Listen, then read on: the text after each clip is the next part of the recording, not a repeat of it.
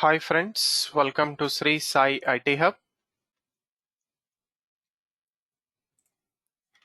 In this video of Core Java Programming, we are going to discuss the following topic: Type Inference in Java 8 Programming. So here we are going to discuss improved type inference which is available in Java 8 Programming, and for this we are going to use generic collections. Right, so first of all, type inference in Java programming with generic collections. So this concept of improvised version or improvised feature of type inference was introduced in Java 8 version. So type inference feature provides the ability to compiler to determine the type of arguments in method calls. Okay, so no need to pass the type of arguments in the method calls. Okay, it is detected automatically by compiler. Right, so how this is done in Java programming? So before Java 7 it is done like this. For example, I'm creating a generic array list collection of type integer. Okay, so here I'm taking list al object reference variable is equals to new array list of integer. So here on both sides we have to specify what is the type of generic parameter you are supposed to create the object for array list. Okay, but in Java 7 we have type inference. So whenever we are creating a generic collection object, no need to specify okay what is the type of generic parameter. Okay, so right side it is empty. So in the diamond operator, right side of the object creation of a generic collection is empty. So what compiler will do? So compiler will take the object reference al and its corresponding class type with diamond operator integer. So it will automatically understand that it is a array list integer collection. Right. In improvised version of Java 8 type inference, we can directly create the object new array list. Okay, so here we are taking new array list which is empty. Okay, so no need to specify without the object reference also here. So here we are not taking the object reference, but still we are creating the object with empty diamond operator. So basically whenever you want to use this in a program, for example, let us say that we have display list user defined method. Now in this user defined method, we can pass this array list object without any generic parameter. Right, so let us try to demonstrate this in a program. So take the program name as improvised type inference example1.java. So take a new page. So first write the comments at the beginning of the program. Import java.util package for collections and take the main class with main method. So before the main method, we are taking one more static method, which is display list. It will display the elements of a list. It is a user defined method. And this is accepting array list with generic parameter integer al as object reference variable. Right. And inside the method, we are checking if not of array list is empty.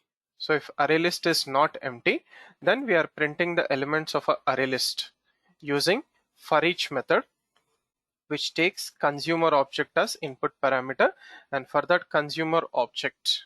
Okay, so consumer object we are using here accept consumer object, consumer object which is a functional interface which contains okay accept method.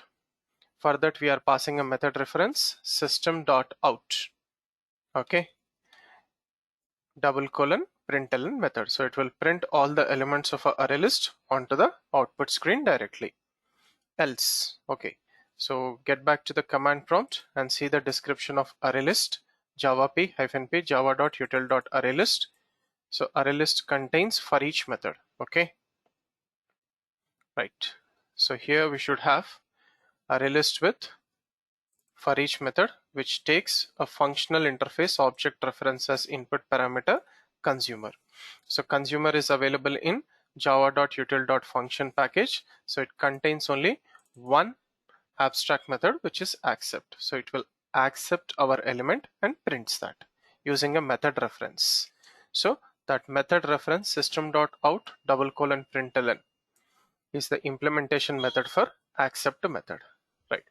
So else if it is empty, we are printing a message given list is empty and we are adding three elements 100, 200, 300, and after adding elements again we are printing the elements arraylist dot for each method with consumer object accept object redefined through method reference system.out println.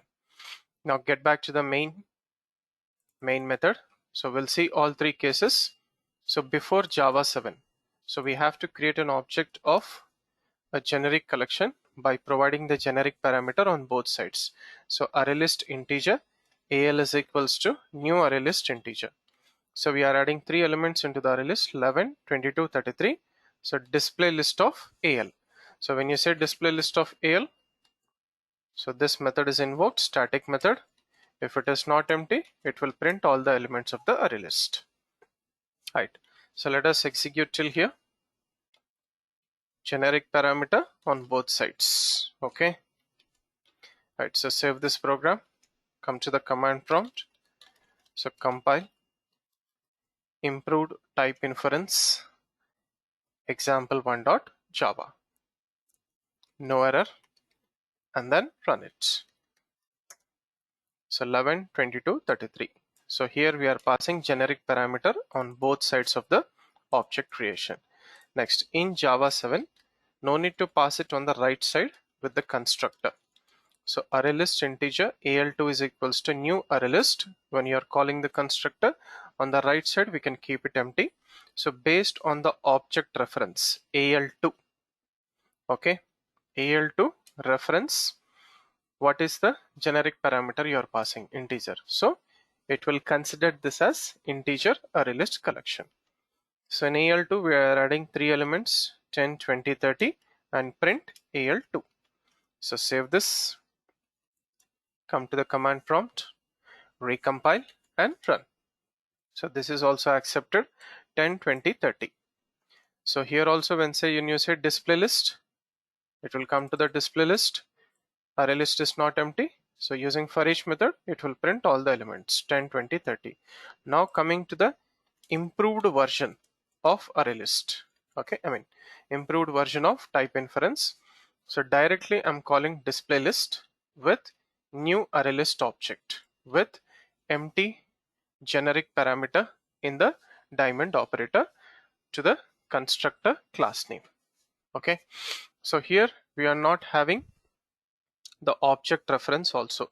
So dynamically, okay, type inference is done, okay, when display list is called, okay, and then not empty, but it is empty.